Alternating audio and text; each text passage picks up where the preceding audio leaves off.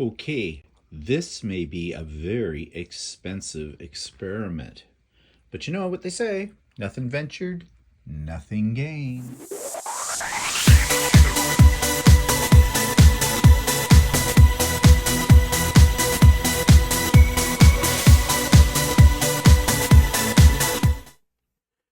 Good morning, everybody. It's Stephen here for Bland Designs and the Idiot Quilter, and welcome to my weekly vlog number 302 for February the 6th, Monday, February the 6th, 2023. And yeah, I'm drinking water. I don't drink enough water, and I'm going to start this week trying something, and I'm not sure how much water you're supposed to have in a day. I'll have to look that up later on the internet. But I've been having some problems lately with my stomach a little bit, with my feet, my legs, and I have a theory that part of my problem is I just don't drink enough water. I'm dehydrated. I've always been that way. I'm like a camel. My mother was the same way. Trying to get water into her when she was in the nursing home was a big problem. So I'm forcing myself. I'm going to try to drink more water. Sip now. And let's just see if what they say about water really is true. So, moving on here, let's talk about what my projects are this week. Well, this is, for those of you that are part of our sew-along, Stephanie and Stephen sew-along, this is the project. I now have it almost all completely done. I've added my borders, I have it layered, and I have quilted it. All I have left to do, and I'm going to do that today, is put the binding on it. And I have the binding made. I just need to sew it to it. But I'm really happy with how this is turning out.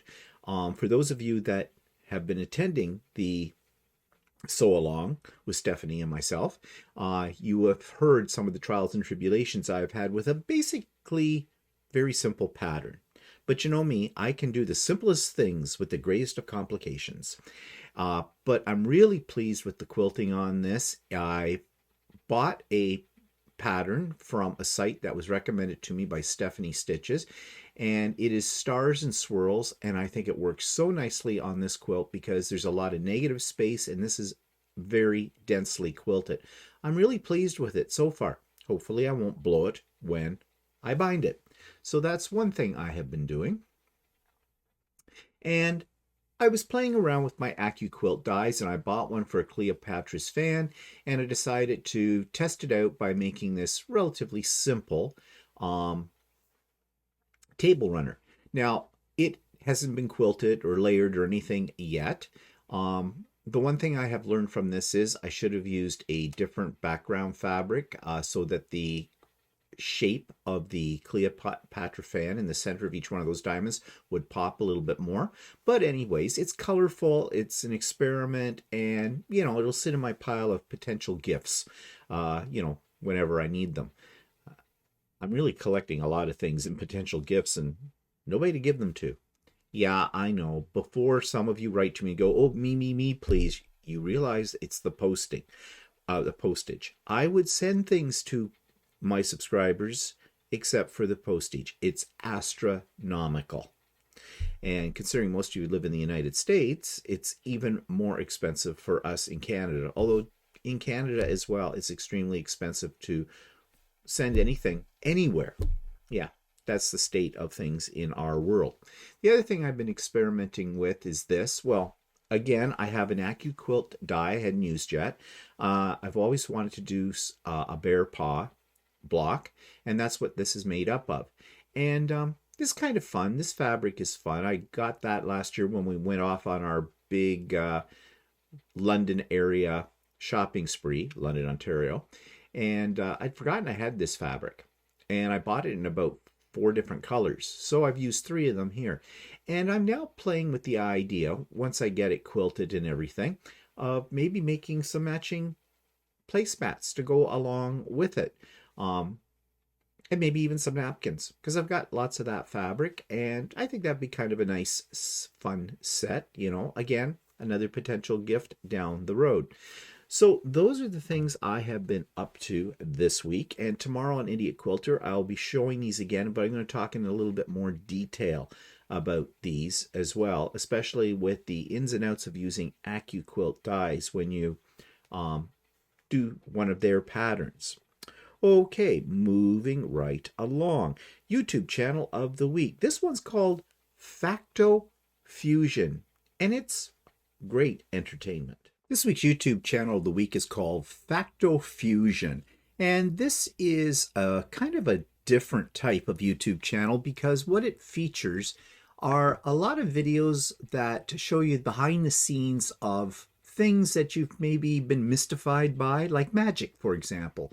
So if you take a look here, they've got most famous Got Talent magic tricks finally revealed, 10 greatest magic tricks finally revealed, most dangerous magic tricks finally revealed. There's a whole lot here. So if you're really into magic, this might be something that'll appeal to you. I mean, haven't we always wondered how people do these famous like saw the girl in half kind of a trick and other things as well. So really, if you take a look at the playlist here, you can get a sense of the kind of things you're going to find. Again, a lot about magic. In fact, most of it is about magic, and then about puzzles, and then something that deals with luxury lifestyle and logo secrets and things like that, and amazing people. So how accurate this might be in the truth area, I'm not sure, but either way, it's very interesting and it's definitely food for thought. So this is Facto Fusion. So the link for Facto Fusion is in the show notes below. There is a link for the Idiot Quilter pop-up sew day. Yes, I am having a pop-up sew day this coming Saturday, February the 11th, starting at 8 a.m. Eastern Standard Time, and we'll end probably around 5 p.m. Come and go as you please. The link is in the show notes. I'll be sending out that link to those of you on my mailing list for pop-up sew days. And I know I have not had one of these in a while. I think the last pop-up sew day I had was before Christmas. So I've decided that this weekend is the weekend for that, February the 11th. So if you're interested, I hope you can join us. And you don't have to be a sewer to join us. Just come socialize for a while if you wish. Work on something else if you wish. It's open to everybody for anything. So that's this coming Saturday. There's a link for Stephen and Walter Live. Okay, yes, the title was a little bit of clickbait. I don't do clickbait on purpose. And I do intend, usually, to talk about the topic that's in the title of my videos, but sometimes we get off on a tangent, and in Stephen and Walter Live's case, we get off on a tangent every week. And you want to know something? That's fine, because the whole nature of Stephen and Walter Live is conversational, to talk to you, with whatever comes up. And I think that format works. I really do. We talked about everything from sewing and quilting to gay rights, transgendered issues, crime, politics, you name it. We talked about it on Saturday. So if you've never been part of a Stephen and Walter Live, feel free to join in. And I was playing with a new thing, Nightbot it's called. And I'm sure if you've been on lives on other YouTube channels, I'm a little late to the game on this, you have seen Nightbot. And it's basically a program that helps moderate automatically a live chat. You know, it helps you to avoid people who are spamming or worse. It allows you to, very quickly put up links to other creators' YouTube channels if they're in the chat as well. So I'm playing with it still. We had a little funny incident yesterday. One of my regular subscribers and someone I call a friend got put in timeout for 5 minutes because she used too many emojis. Yeah, I have adjusted that now. I have that fixed. Who would have thought that it would be that picky? But I guess, I don't know. Are there dirty emojis? I don't know. Not that this person put up, what might be considered, off color emojis. But anyways, I'm still playing with it. So it's kind of a neat program. Like I said, I'm late to the scene with that. And what else is in the show notes? Well, links to last week's videos and everything that I put up. Okay. So, looking out my window this morning, what kind of day are we having? Well, here it is. Gray, dull, old snow. I hate old snow. Old snow just starts to look dirty. This isn't too bad right now, but you know, on the side of the roads and things, slush and dirt, and in our neighborhood, there's a lot of people walk a lot of dogs. So, you know, like my father always said, son, never eat yellow snow. So, yeah, but that's the kind of day it is. Temperature wise, right now, it is -3 degrees C, which is pretty good because last week we had a few really cold days, like -27 C, and that's about 20-30 degrees below zero Fahrenheit. So yeah, frosty. And we live in the warmest part of Canada, basically. Well, with the exception of maybe Vancouver. But yeah, it's February. Groundhog saw its shadow, so 6 more weeks to spring, so they say. I don't think the groundhog knows. And I am sure we're all harking for nicer weather soon. But I have to say, though, so far here where I live, the weather or the winter hasn't been that tough. Yes, we've had a few days of snow, but we don't have a lot of snow when you look at what's out there now. It might seem to you, depending on what part of the world you're in, like a lot of snow, but here in our area, this is not a lot, and it's definitely not a lot like Western Canada or Northern Ontario has, or other parts of Canada. So yeah, we can't really complain. It hasn't been that bad for us this year, but it'd still be nice to start seeing green things growing and all that kind of thing. And speaking of green things growing, well, update on the grow lights. Here they are. Yes, it looks like a jungle in this. This is the first grow light. My herbs have taken right over. Does anybody need any basil? Got lots of it and some other things in there too. In fact, there's so much of other things in there. I'm going to have to ask Walter what's buried in there. He has it marked with these little sticks, but they're overgrown. May have to do a little bit of trimming back on this and freeze some of these for cooking. The lettuce, this is the second crop of lettuce from the same seeds. It's coming along nicely. And there's some chives there, and there's some green onions. Those aren't green onions, those are chives, but way in the back, you can't see it in this picture, but they look like they might be starting to come up. So that's another experiment. We'll see how that works. And here's the other set, a little bit neater looking. You can see the lettuce is doing really well in those 2 pots over on this side. But in here we have, this one is peppers. And this one is, no, this is the tomatoes, the dwarf tomatoes, and these are the peppers in here. They're coming up pretty nice. I'm not sure if they're only going to get so high and then fall over and die. Could be. Geez, I feel like that some days. Yeah, it's really coming along quite nicely. There's another type of grow lights that we could get, and Walter has mentioned it, I think more in humor in passing, but they sort of hang from your ceiling or whatever. And where my quilts are piled up right now would be a great spot in the Lucy room to have something like that. Except I'd have to find a new place for my quilts. We're really getting into this, you know. And the advantage, if we had one of those setups, we could grow taller plants in there. So I don't know. That's just me thinking out loud here. And anyways, yeah. But anyways, this is going to be great. We have not tried this lettuce yet. I'm waiting until it gets a little bit larger, and then I'm going to cut some of it for a salad, and we'll see how it goes. So yeah, grow lights are a thing, I guess. Who would have thought?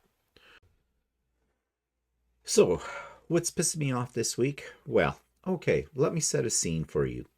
You walk into a room, into a social situation, let's say, and you see a group of people that you recognize, and you go over to say hello, make polite conversation, and they turn to you and say hello, and then turn their back on you and carry on with the group that they're with. And then it's like they've put up a wall.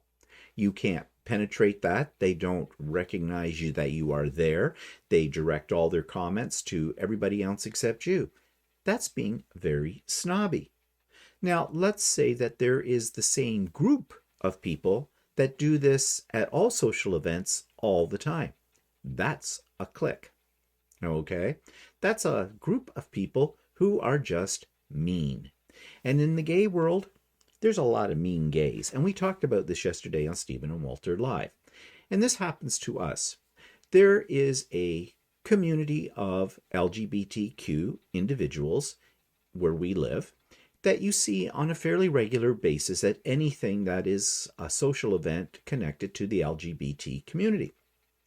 Now, you would think that we all share something in common, being part of that community. And so there should be, no problems being part of the group. Apparently, we're not part of the group. And we never have been. But these people are just mean and nasty. For example, we went to an event, a celebration of life for someone that we all knew that had passed away. When we got to the hall where they were having this event, we saw this group of individuals. We didn't know a lot of the other people at it because this was open to family and friends of the individuals. So, you usually, when you're in that kind of situation, you gravitate towards those people you already know or have some familiarity with. And that's what we did. We said hello. They said hello. And that was it. They were standing in a little circle. They had turned out physically to say hello. Well, we said hello. And then they all turned back into their circle. So there was like a wall. And you had this feeling, well, you got a very clear feeling, do not join the circle. Do not come past the wall. And so we stand there like weirdos. And of course, somebody else who's excluded from that group as well came up and spoke to us. And then the group of little mean gays decided that they were going to sit down, get a table. One mean gay says to the group, "Do you want to sit over at that table? I'll go over and get it." They walk over to the table. This one guy does. The other ones weren't ready to sit down yet. Things hadn't really started yet. He goes over to that table. He sits down, but before he sits down, he takes the other chairs around that table and tilts them up on the edge, which is, the universal symbol for don't sit here, these seats are taken. We were never invited to sit with them. We were completely ignored. So we went off and sat in another corner with the other person who was being shunned by this group. Now, why are they shunning us? Did we do something? No. We have never come into conflict with any of these people. We have never done anything to make them that way. But they're an in-group. I want to say maybe they share a common interest. Maybe. I don't know. But it's just rude and mean, to say the least. This is why we don't hang out at the local gay club. Because it's the same group that are there. We are not assertive people, okay? We don't push ourselves onto other people. We tend to stay back a little bit unless we're invited in. So maybe part of the problem is us with that. But for whatever reason, this is how we are treated. And this goes beyond the gay world. This is just an example of something that probably happens to people a lot. I mean, think back to high school days. There was always the in group, and I was never part of that. I was always in the out group. There's the mean girls. We've all heard about the mean girls in high school. But there's mean boys too. There's cliques everywhere. And, It hurts. It hurts, you know, when you're not included in something just because you're not in for whatever reason. No one ever knows the reason. Now, you would think, yes, kids are cruel and that's what they do. You would think by the time you became an adult that that would be nothing. It still hurts. In some ways, someone suggested to me that this is bullying. And in the adult world, as in the teenage world, there are bullies. And so the mean gays and the mean people, the cliques, the snobs, are basically bullying. And they know what they're doing. Okay, so how do we conquer that? Well, do we need to conquer it? Do we really want to be part of their group? I mean, if we're not welcome, we're not welcome. Why do we want to be part of the group? Yes, we all want to be part of the cool kids, don't we? But at this age, no. Be your own. But what I say to people that are in this, and not that this would ever change their mind, because as far as they're concerned, they're not doing anything wrong. But if they were to think about it and think about how it must feel, maybe they could be a little kinder. You know, the world is a tough place. We need a little bit more kindness, don't we, every day? But as long as there's human beings on the face of this planet, there's always going to be the snobs, there's always going to be the cliques, there's always going to be the mean girls, mean boys, mean gays, whatever out there. So I guess we just need to cope. And in the big scheme of things, does it really matter? Okay, so that takes me to the 3D corner.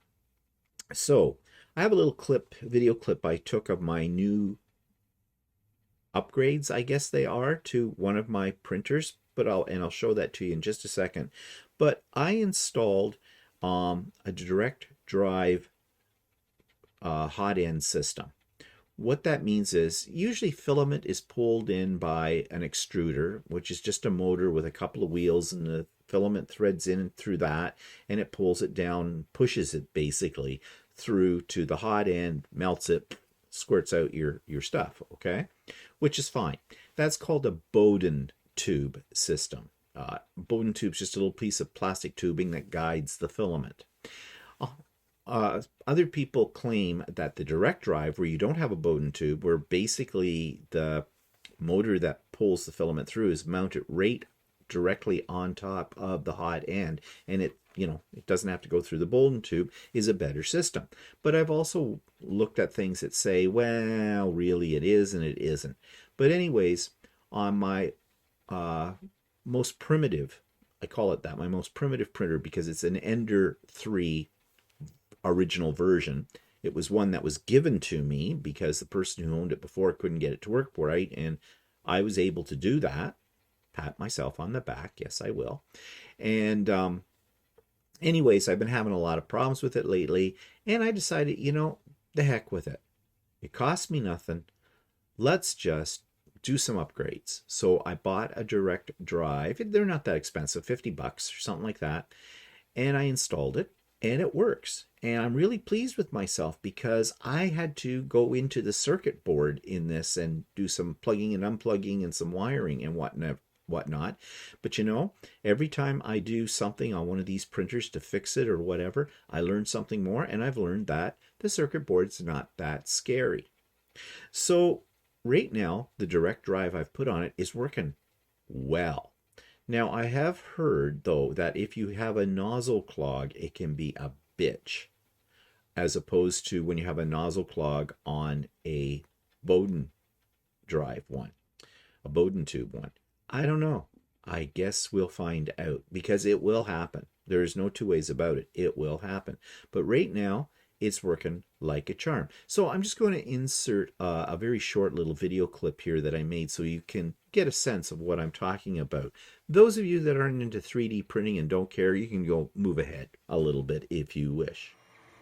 So I installed a direct drive for the filament extruder and hot end to my old Corelity, an original Corelity 3, and it's working fine right now from what I can see. Now I may still have to do some fine tuning, but I learned quite a bit about this as I installed it, and I'm really happy with the way it's working right now. It's printing a test cube, and this looks pretty good. So yeah, I'm not going to buy other ones to install on my other machines just yet because they're working fine. But I figured I had nothing to lose on this machine because I was having a lot of problems.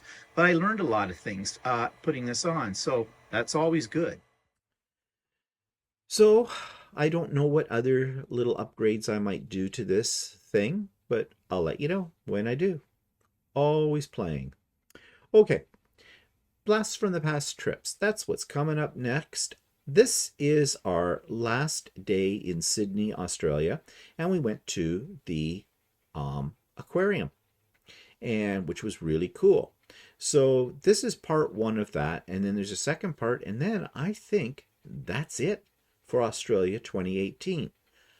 But I have videos from Australia the first time we went to Australia, and there should be some ones from the second trip as well. So, and they're different parts of Australia. So, if you are interested in seeing more of our travels in Australia, let me know in the comments below and I will continue showing some. Now, we have other trips. We've been to other places in the world, like we were in China in 2010, but I really don't know what I have for pictures from that because in 2010 I was a scrapbooker. And so I took a lot of pictures and printed them out and put them in. I made an album. But I did have a camera at the time, a digital camera. This was before we ever owned iPhones. And I did take some video with those. And I think I transferred them over to, oh my God, CDs. I'm going to have to take a look at that and see what condition those things are in. It would be interesting to see. What's that? How many years ago is that? 13 years ago when we were there. So I'll see. Maybe I can put something together with those pictures as well for this part of my my vlog. Okay. But anyways, let me know if you want to see more Australia from a different time period or whatever. And I'll see what I can do. Okay. So here's Sydney, last day, sea life, March 7th, 2018, part 1. Okay, so today is our last day in Sydney, so we're back down at Darling Harbour. You've seen videos where we've been down here before, but we didn't really go a far way the last time we were down here. So there's an aquarium down here, places to eat, places to shop, stuff like that. So we're going to take more of it in today. I always hate the last day of a trip because I'm thinking ahead to the very long plane ride home. And I do not like airports because they're a pain in the ass. But anyways, our last day, we make the most of it.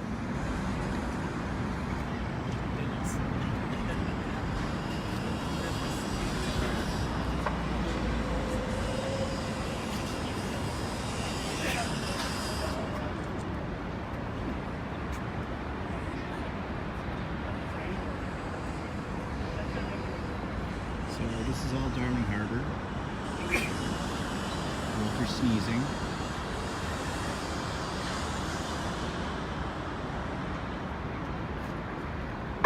So over in that area there is the aquarium, so that's where we're going to be making our way over to check that out.